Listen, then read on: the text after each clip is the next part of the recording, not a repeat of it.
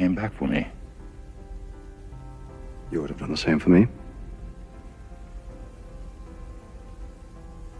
Why would you do this? Because the needs of the one outweighed the needs of the many. And some of you thought I could only reference Star Wars. Hey everyone, I'm Colin, the resident nerd, Bible scholar, and yes, even occasional Star Trek fan here at the Bible Uncut and Unfiltered. The clip that you just saw is from the third Star Trek movie, The Search for Spock. And if it's been a little while for you since you've seen them, that particular clip is really meaningful because in the second movie, Wrath of Khan, there's kind of an ongoing line between Kirk and Spock that the needs of the many outweigh the needs of the few, or even the one. And at the end of the movie, I guess I should say spoiler alert, but I mean, come on, the movie's been out for like over 40 years now, so if you don't know this, that's on you. Go watch the movies and then come back and watch the short. But at the end of the second movie, Spock gives his life for the crew because he said the needs of the many outweigh the needs of the few or even the one. And then the third movie is Kirk's journey to try to find Spock again, as you find out that he is alive, albeit in a little bit of a different form of his character than he was before. And when the very mathematical and logical Spock questions why Kirk would go to such lengths to find him, especially since he's not quite the same person he was before, and Kirk responds that it's because sometimes the needs of the one outweigh the needs of the many. And as I saw that clip again recently for the first time in a while, it reminded me of Jesus' parable of the lost sheep found in Matthew 18. I'll just read a couple verses here, starting in verse 11. For the Son of Humanity has come to save that which was lost. What do you think? If a man has 100 sheep and one of them goes astray, wouldn't he leave the 99 and go into the mountains and seek the one that's astray? And if so be that he finds it, truly I tell you, he rejoices more for that one than for the 99 which didn't go astray.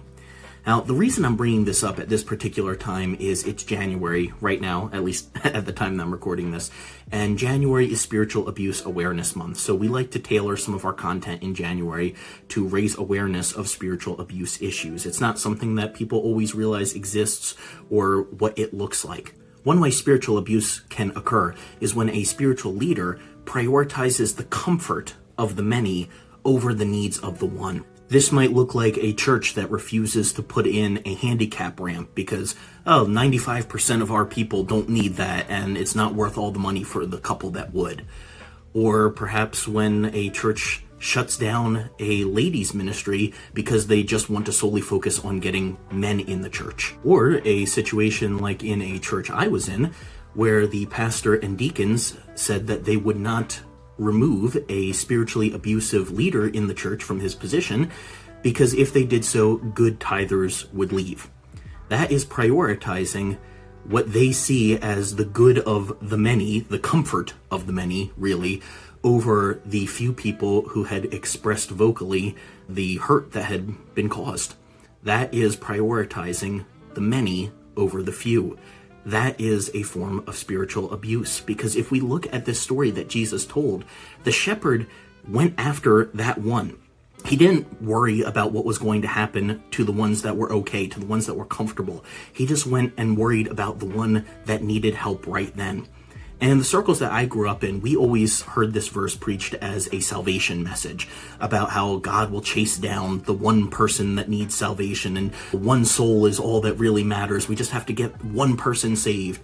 But that doesn't really make sense as an interpretation when you look at the verse more closely, because the sheep that went astray was already in the shepherd's fold.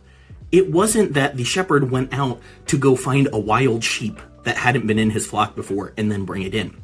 This was one of his own sheep that went a different way, for some reason felt like he wasn't as safe or comfortable or heard or that his needs were met with the flock, and so went somewhere else. So that really leaves you with only two legitimate options for interpreting this verse. One suggests that anyone can be of God's flock, perhaps even the people that you might not expect. Or secondly, that this is, if I can be a little anachronistic in my terminology here, a Christian that's being represented. Somebody who already believed in God, already followed Jesus, but for whatever reason felt like his needs were not being met properly with the flock. So he had to go somewhere else. And if you look closely in the story, this kind of amazes me. Jesus never says anything about the shepherd leaving the flock in the care of someone else. He just goes and gets that one sheep. He prioritizes the needs of the one over the needs of the many. Now, I am not necessarily suggesting that every pastor out there leave behind all of their other ministerial duties to go chase after one person that has a problem in their congregation. But I am just looking at this story from Jesus and wrestling with the fact that I didn't really see this lived out in my community. And when the comfort of the many gets put ahead of the spiritual needs and concerns of the one, well, then that church is putting themselves not just on the wrong side of a Star Trek story, but also on the wrong side of Jesus' story. If you truly believe that getting just one soul in the door of your church, getting just one person saved, is worth going to great lengths for, then it's also worth going to great lengths to keep that one person there. Even if that means you have to admit that you have been wrong, or that spiritual abuse has occurred, or that changes need to be made. See, Jesus understood what a lot of pastors don't seem to understand in America, and that's that leading a body of believers is not just about numbers, and it's not just about money. Sometimes the needs of the one outweigh the needs of the many.